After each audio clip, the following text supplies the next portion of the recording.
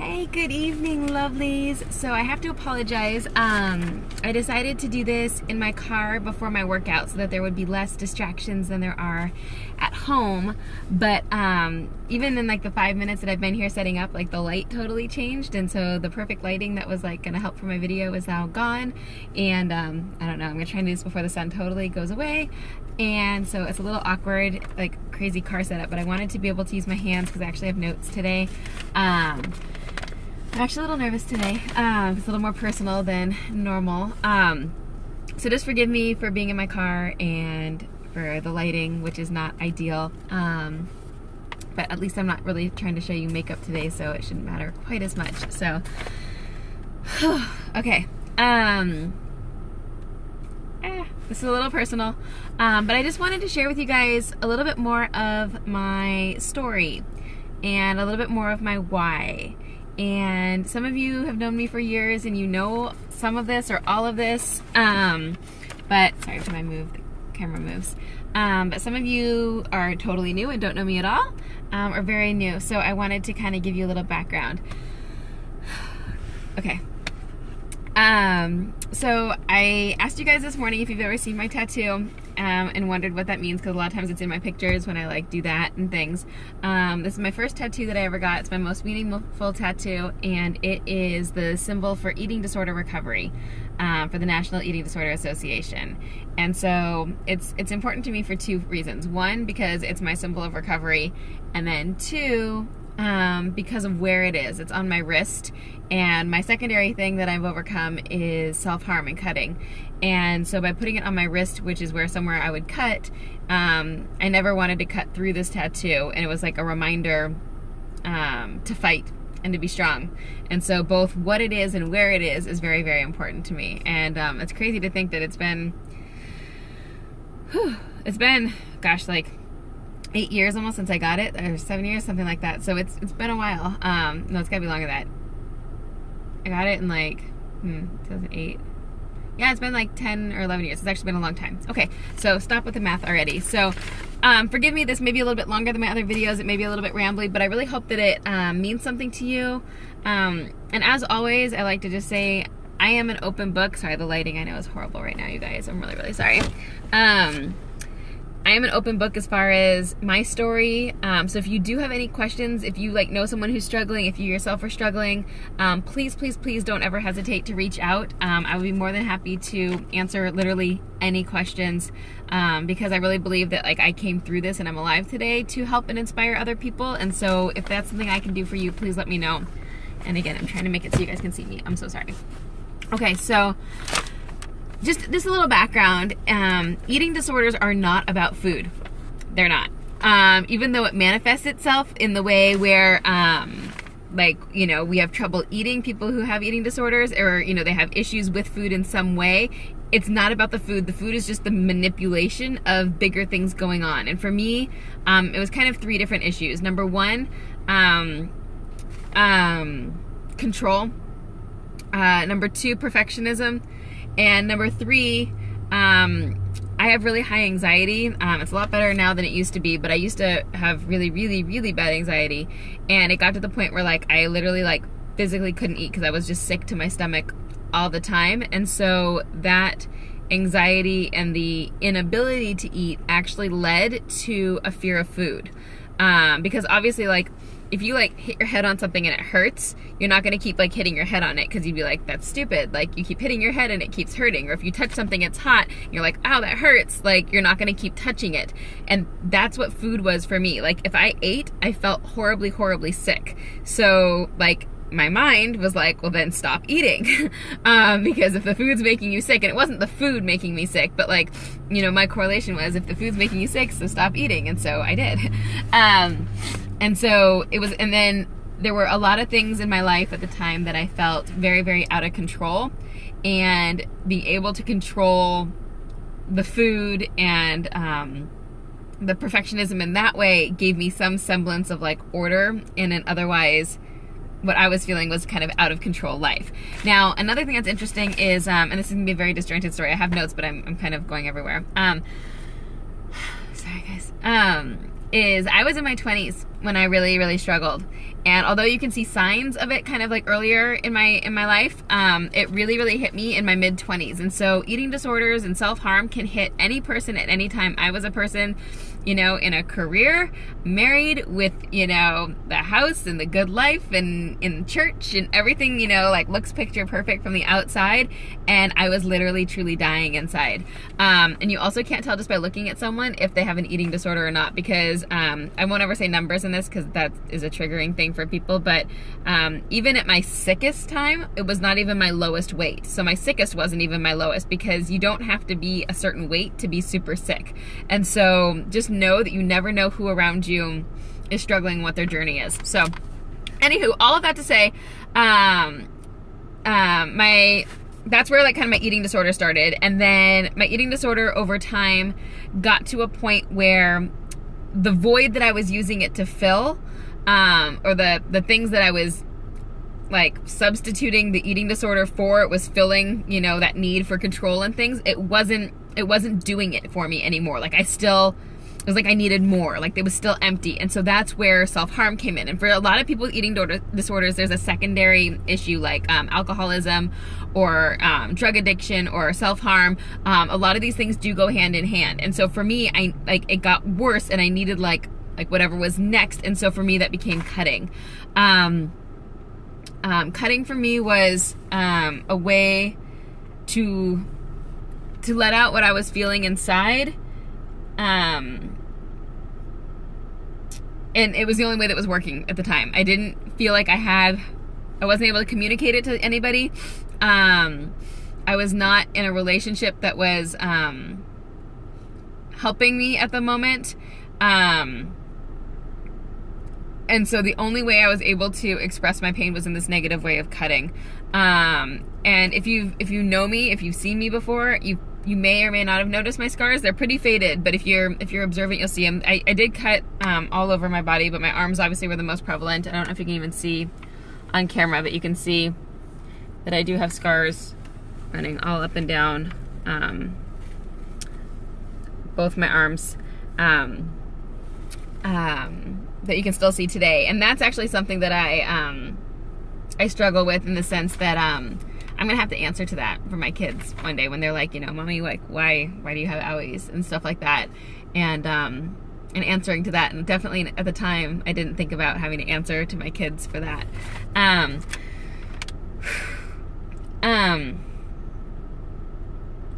So jumping ahead, I ended up going to a place called Remuda Ranch twice. It's up actually in Wickenburg, Arizona. It's one of the best treatment centers in the nation, and it's right here in our state. And so I went to Remuda Ranch. I've gone actually twice.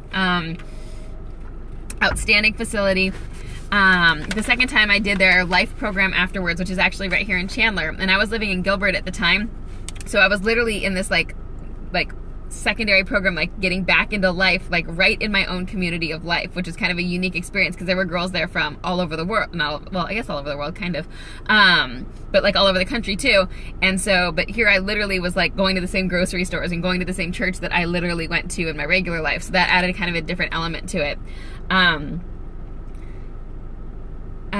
When I was at Remuda Ranch, one of the strategies, I promise this is all tying into LipSense, I promise. One of the strategies they had me do to try and help me with the urges of cutting was, whenever I felt the need to cut myself, to take a marker and draw a little line and then write a word of affirmation on my arm. And I'm not sure if you guys have heard, there's an organization called To Write Love on Her Arms, and you always see the acronym TWOLOHA. To write love on her arms, and that's where that comes from. And so they're like, if you ever feel the need, you know, write something, write like joy, write love, write, you know, intelligent, write strong, write courage, but like give yourself these positive affirmations to see in marker instead of cutting. And so that's going to tie in a few minutes to these. And so we tried that for a while as far as a strategy. It wasn't super effective for me. But it's something that's been on my journey to get me where I am today. All right, so after the second time I was at Bermuda and I went to the life program, the thing that I really realized after I went back, I was doing really well, and I finally decided like I wanted to fight for my recovery. Because keep in mind, eating disorders and cutting and things like that, they're not a choice, it's a disease.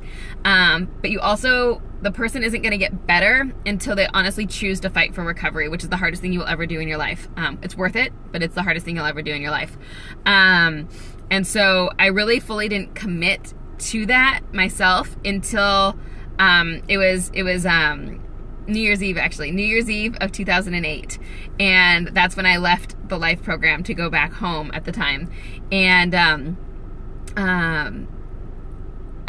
after being home for like a month, I started to fall back into old behaviors, and I realized that I needed to remove myself from the setting that I was in if I ever hoped to recover.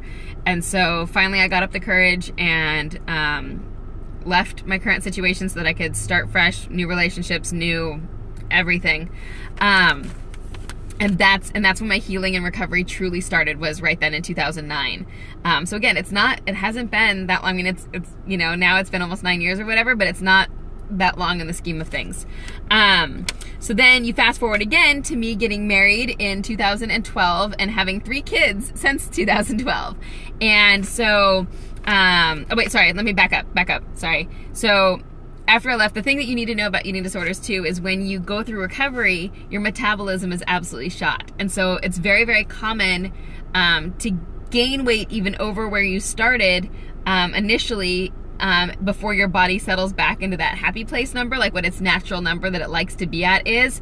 And so that's really hard, because here you're fighting for recovery and you have to deal with these like massive body image issues at the same time, because your metabolism is so shot from not eating correctly for so long.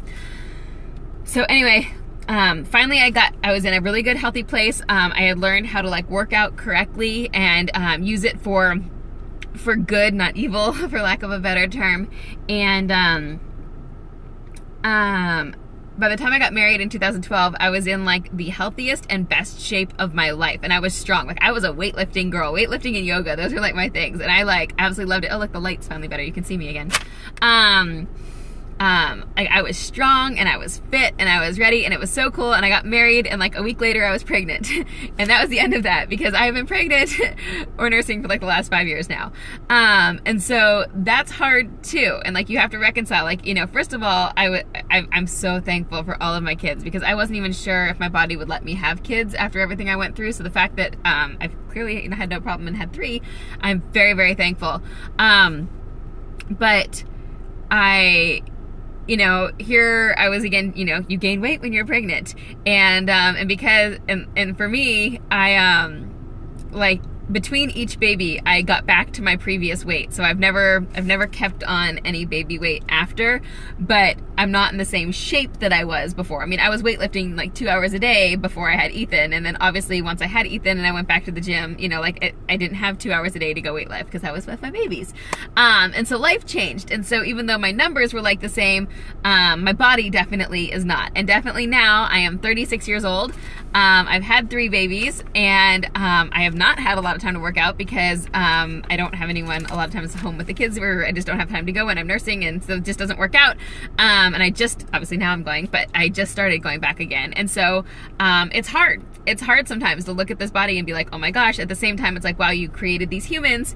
But it's hard. So there's definitely just a lot that goes on in your head. So, okay, keep jumping. I use the phrase, you might hear me say, I'm in recovery from an eating disorder, or I'm in recovery from cutting. And people often ask me like, why don't you say recovered? And I do say recovered too, because I do believe I am recovered. But I still struggle, more with the self-harm urges than the eating disorder, but both are still there. And so it truly is a daily choice. Sometimes an hourly, sometimes a minutely choice to stay strong and fight for that, and to not fall back into old behaviors, and to not fall back into things that are destructive. I have an amazing life. Again, you can't tell by like the picture perfect sometimes, but I have an amazing life, but it can be a really lonely life. Like I'm taking care of 3 amazing, beautiful little humans at home while working 2 at-home jobs. My husband works really hard, so he's not always home and around. And because I've been nursing for so long and my babies don't take bottles, I have not gotten like a lot of out time. And so, and all of my communication tends to take place through like a phone or a computer. And so it is kind of a lonely place to be sometimes, and it's isolating, and you know, it's easy to get into your head, and I'm exhausted. I don't have babies that sleep through the night right away, and so I haven't slept in about 5 years. And it's hard. It's hard. It's hard, and I'm not complaining at all, but it just makes it sometimes where the struggles get a little harder sometimes, and you have to make sure that you're choosing healthy, strong behaviors rather than something that's going to be destructive. So, sorry guys, I got something in my eye as the air conditioner is on right now. So, all of this is now going to bring me to LipSense. Okay, so you're like, how did all of this tie in? Because it's me and my journey. So, when I started LipSense, one of the things I learned is one of our wow techniques, as we call it, is wearing stripes. And it's putting colors. These have actually been on since yesterday. So like they've gone through like showers and washing hands, and they're still on, by the way. It's putting stripes on your hands because people will be like, oh, you know, were you trying on makeup at Sephora, or, you know, you looking for a special shade for something, and you're like, no, this is magical lipstick that doesn't come off. And then you can like do this and do all your stuff, and they're like, oh my goodness, that's amazing. And I can be like, I know. But for me, this reminded me of what I used to do both on my arms, both with cutting, and it also reminded me like when I used to write those the positive phrases, because a lot of times, if you've seen me before, I've had stripes on my arms too. Like if I'm doing a demo and we're trying to match a color to someone, sometimes I need more than my hand, and so we'll like be going up the arm to like, you know, match skin tones and stuff. And so I have that, and I'm like, but this is so different because those were both negative, and even when I wrote the positive words, it was in reaction to like a negative thought. And so even though it was supposed to be pretty positive, it still was negative, which I think is why it didn't ever really work for me. I'm sorry, you guys, I'm like, can't even see. But the stripes, they're positive because my journey, and I've told you this before, like I literally feel so amazing when I sorry guys, it's just so much.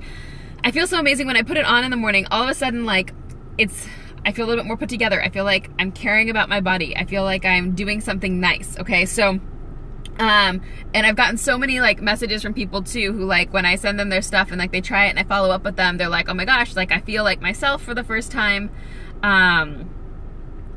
or I feel so good, or I lost myself and like I'm starting to find myself again, or I'm actually taking care of myself, or because I did this, I also put on my cute favorite outfit and I felt really good, or I just had more confidence in my work. And so this is positive. So unlike the cutting and the positive stripes that I was working at, this is good because like I feel like when women see this, like it makes them happy and it makes us excited and it makes us feel empowered. And I'm like, this is really cool. This is my new stripes. In a really awesome way. So hold on, gotta go back to my notes. Still nervous, sorry guys. Let's see here. Yeah,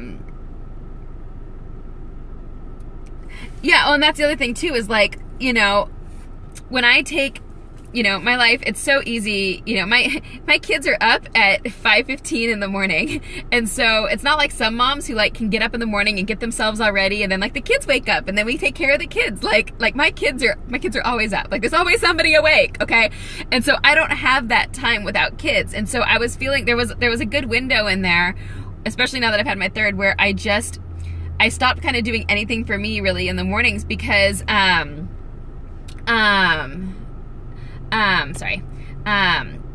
because I felt guilty. I felt guilty like if I take 15 minutes to like go do my hair or makeup or anything that's like not like just focused on the kids, or, you know, I wake up and I have grading to do for my other job, or, you know, working for anything, I felt like I was wasting my time, you know? Oh my gosh, thank you, Angela.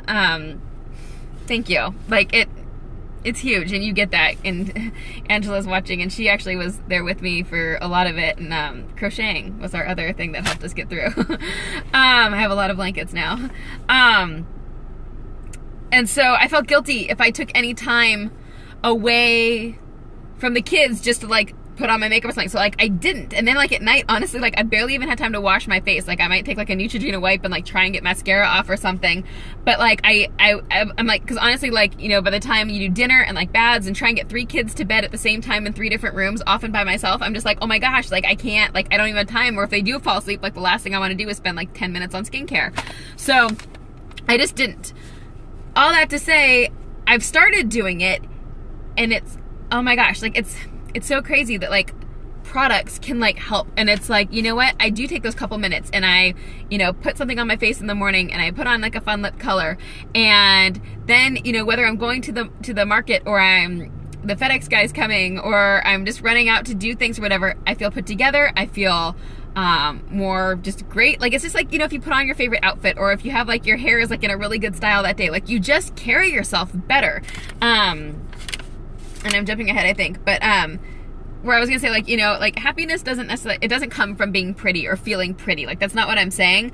But when we show our body that it's important, and we take care of it, and we're doing things that make us feel like the amazing people that we are, it affects all aspects of our life. It affects our marriage, it affects our relationships, it affects how we are with our kids, it affects just like how we feel about ourselves. And so that's what this has done for me.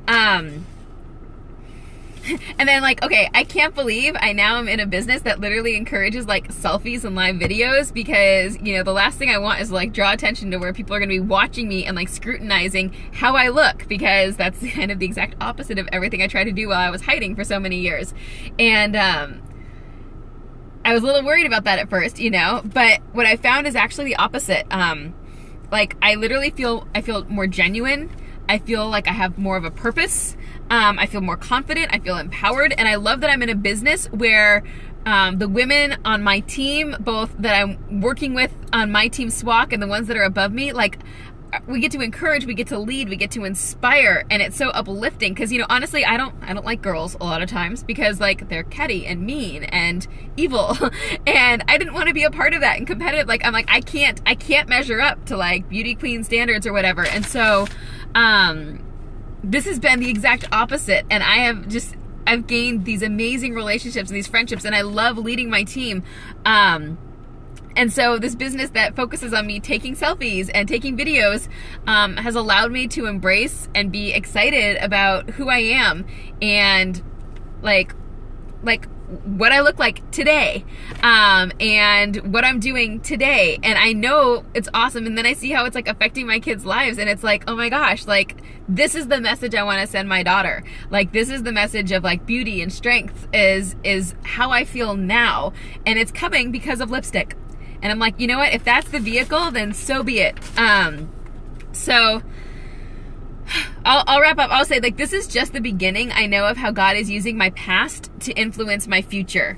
And so I know that was a long story. If you didn't see the beginning, like, I told like kind of my whole story getting here in the beginning. You can go back and watch if you want. Like, God is going to use my past and my current to like influence my future. And I know there are women out there who can relate, whether it's through depression or through anxiety or through self-harm or through eating disorders or just through perfectionism and daily life, or feeling isolated and, you know, not knowing your purpose or your value, like whatever that is. Like, you know, because I get that, it means a lot to me that I get to share this story, and I hope that it reaches somebody to inspire. And I'm excited. So when you see me with my stripes, know that, yeah, you know, you can check out all the cool new lipstick colors, but also know these are like my like stripes of happiness and power and of change. And it's really cool, and I'm excited. So I wanted to just say my last thing, like there's that quote from Rascal Flatts that says, "God bless the broken road that led me straight to you."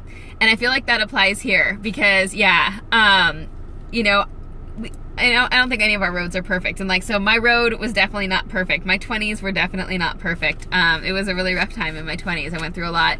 But my life now and where God is taking me now, like I really believe like my 20s were a little rough. My 30s are like setting the foundation. And I think, you know, from there on, even like my 40s and stuff are just going to be even greater. And God's using my story. I don't have to hide my story, because I can use that as my inspiration and as part of my leadership and as my business in the beauty industry. I can take it and change, like, you know, what beauty is and why beauty is important. And so that's it. I'm gonna go. You know, please comment if you want. Share this if there's someone you know that it could help I really, really appreciate you guys. Thank you for being my tribe. I love you guys. And if you have any questions, please send them my way or private message, and I would be glad to talk to you.